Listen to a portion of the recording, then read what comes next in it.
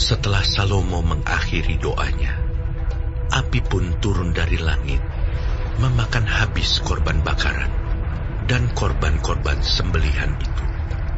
Dan kemuliaan Tuhan memenuhi rumah itu. Para imam tidak dapat memasuki rumah Tuhan itu, karena kemuliaan Tuhan memenuhi rumah Tuhan. Ketika segenap orang Israel melihat api itu turun, dan kemuliaan Tuhan meliputi rumah itu, berlututlah mereka di atas lantai, dengan muka mereka sampai ke tanah. Lalu sujud menyembah, dan menyanyikan syukur bagi Tuhan. Sebab Ia baik. Bahwasanya untuk selama-lamanya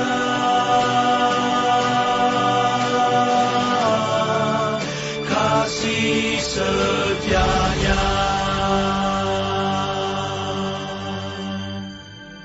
Lalu raja bersama-sama seluruh bangsa mempersembahkan korban sembelihan di hadapan Tuhan.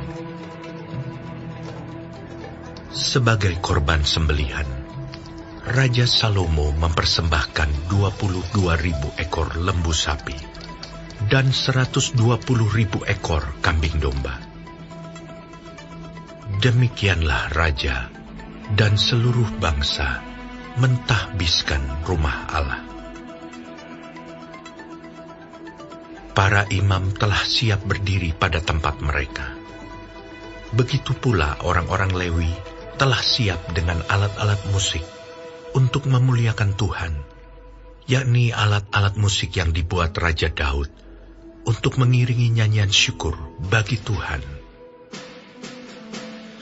Bahwasanya untuk selama-lamanya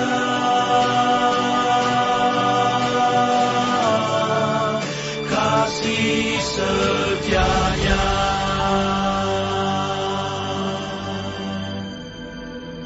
Sedang segenap orang Israel berdiri. Lalu Salomo menguduskan pertengahan pelataran yang di depan rumah Tuhan, sebab disitulah diolahnya segala korban bakaran dan lemak korban keselamatan. Sebab mezbah tembaga yang dibuat Salomo tidak dapat memuat korban bakaran dan korban sajian dan segala lemak korban. Dan pada waktu itu juga, Salomo mengadakan perayaan Pondok Daun selama 7 hari. Bersama-sama dengan seluruh Israel, suatu jemaah yang amat besar, dari jalan masuk ke Hamat sampai ke sungai Mesir. Pada hari yang ke-8, mereka mengadakan perkumpulan raya, karena mereka telah merayakan pentahbisan mezbah selama 7 hari. Dan perayaan Pondok Daun selama 7 hari. Pada hari yang ke-23 bulan ke-7, disuruhnya bangsa itu pulang ke kemah-kemah mereka sambil bersukacita dan bergembira atas kebaikan yang telah dilakukan Tuhan kepada Daud, kepada Salomo, dan kepada orang Israel, umatnya. Demikianlah Salomo menyelesaikan rumah Tuhan dan istana raja, dan berhasil melaksanakan dalam rumah Tuhan dan dalam istananya segala sesuatu yang timbul dalam hatinya.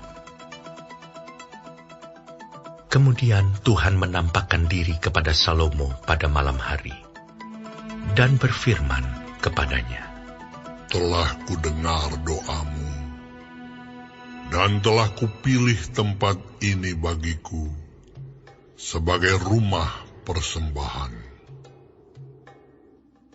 Bila mana aku menutup langit sehingga tidak ada hujan, dan bila mana aku menyuruh belalang memakan habis hasil bumi, Dan bila mana aku melepaskan penyakit sampar di antara umatku, dan umatku yang atasnya namaku disebut, merendahkan diri, berdoa, dan mencari wajahku, lalu berbalik dari jalan-jalannya yang jahat, maka aku akan mendengar dari sorga dan mengampuni dosa mereka, serta memulihkan negeri mereka.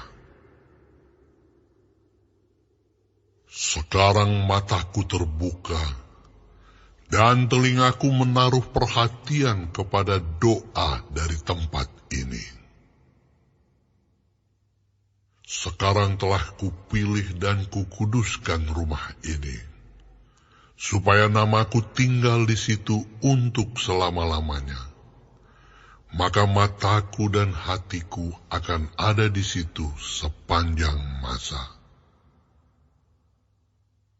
Mengenai engkau, jika engkau hidup di hadapanku, sama seperti Daud ayahmu, dan berbuat sesuai dengan segala yang kuperintahkan kepadamu, dan jika engkau tetap mengikuti segala ketetapan dan peraturanku, maka aku akan meneguhkan tahta kerajaanmu, sesuai dengan perjanjian yang telah kuikat dengan Daud ayahmu, dengan berkata, takkan terputus keturunanmu yang memerintah atas Israel.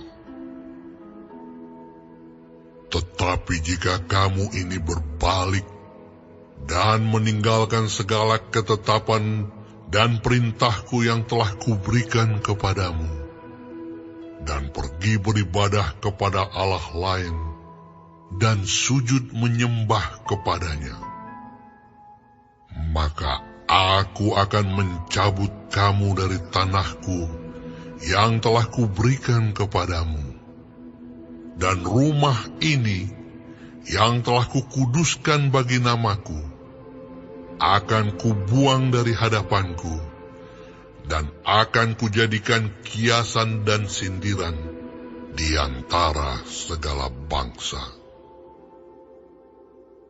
Dan setiap orang yang lewat rumah yang amat ditinggikan ini akan tertegun dan berkata, apakah sebabnya Tuhan berbuat yang demikian kepada negeri ini dan kepada rumah ini?